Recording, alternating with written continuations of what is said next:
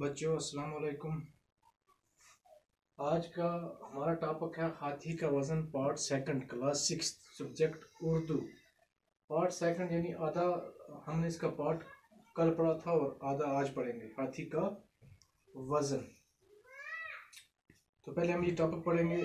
یہ سن کر بادشاہ بہت خوش ہوا، یعنی بادشاہ کل کے لیسن میں تھا، بادشاہ نے منت مانی تھی کہ اگر میں صحت یاب ہو جاؤں تو ہاتھی کے وزن کے برابر میں روپیہ تول کر غریبوں مسکینوں لوگوں میں بانٹوں گا۔ تو ایک ملا جو تھا کشتی چلانے والا، اس نے کہا کہ میں بادشاہ سلامت، میں آپ کو ہاتھی کے برابر پیسہ تول کر دوں گا۔ تو اسی سے آگے ہم سٹارٹ کریں گے۔ یہ سن کر بادشاہ بہت خوش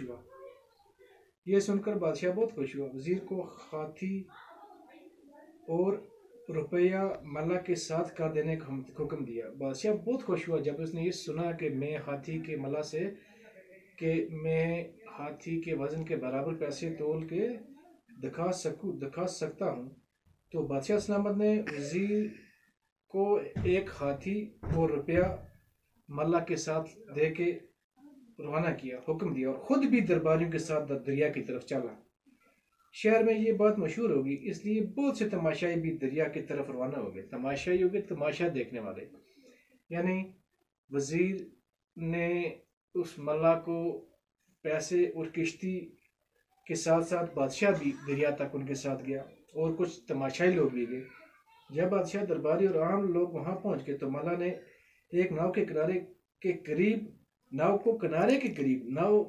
کا مطلب کشتی کنارے کے قریب لا کر کھڑا کیا، ہاتھی کو اس میں سوار کیا، یعنی پہلے ہاتھی کو اس ناؤ میں سوار کیا۔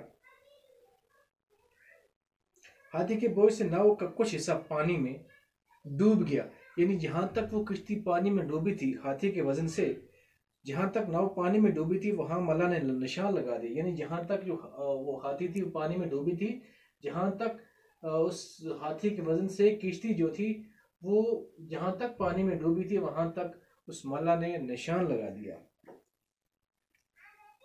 اور عرض کیا حضور ہاتھی کا وزن اتنا ہے، یعنی اتنا ہاتھی کا وزن ہے، اب ہاتھی کے وزن کے برابر روپیہ تولنے کے لیے ناؤ کو اس نشان تک پانی میں ڈبو دیا جائے۔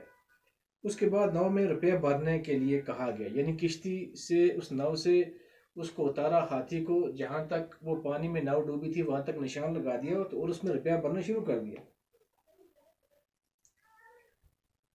بادشاہ کے حکم سے لوگ ناؤ میں روپیہ بھرنے لگے، ناؤ پانی میں نیچے ہوتی گئی، جب نشان تک ناؤ ڈوب گئی تو ملا نے کہا بس اب ہاتھی کے وزن کے برابر ان روپیوں کا وزن ہو گیا۔ بادشاہ اور درباری ملا کی اس تدبیر سے خوش ہوئے۔ تدبیر کے معنی ہیں جو اس نے بتائی تھی، جو طریقہ بتایا تھا، اور اس کی عقل کی داد دی، اسے اتنا انعام دیا کہ وہ بڑا دولت مند بن گیا۔ بادشاہ نے ناؤ میں بھرے ہوئے روپے یتیموں، بیووں، محتاجوں اور مسکینوں میں تقسیم کر دیے۔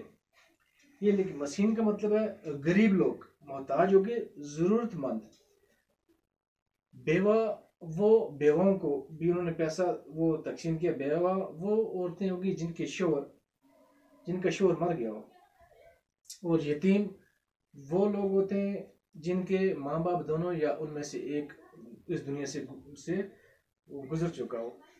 تو بچوں ٹاپک اتنا ہی، تو ہم یہ کچھ لفظ اور معنی۔ ششفا پانی میں ہونا، پریشان ہونا۔ درباری کے معنی ہے دربار، تماشائی، تماشا دیکھنے والے، جو کشتی کے جو اس ہاتھی کے ساتھ دریا پر گئے تھے، تماشائی۔ ملا کشتی چلانے والا، جو کشتی چلاتا ہے۔ بیوہ وہ عورت جس کا شوہر مر گیا ہو، یعنی بیوہ کے معنی ہے وہ عورت جس کا شوہر مر گیا ہو۔ یتیم کے معنی ہے جس کے والدین میں سے ایک یا دونوں مر گئے ہوں۔ محتاج کے معنی ہے ضرورت مند، اور مسکین کے معنی ہے غریب، مفلس، نادار۔ بچوں آج کا ویڈیو اتنے، اللہ حافظ۔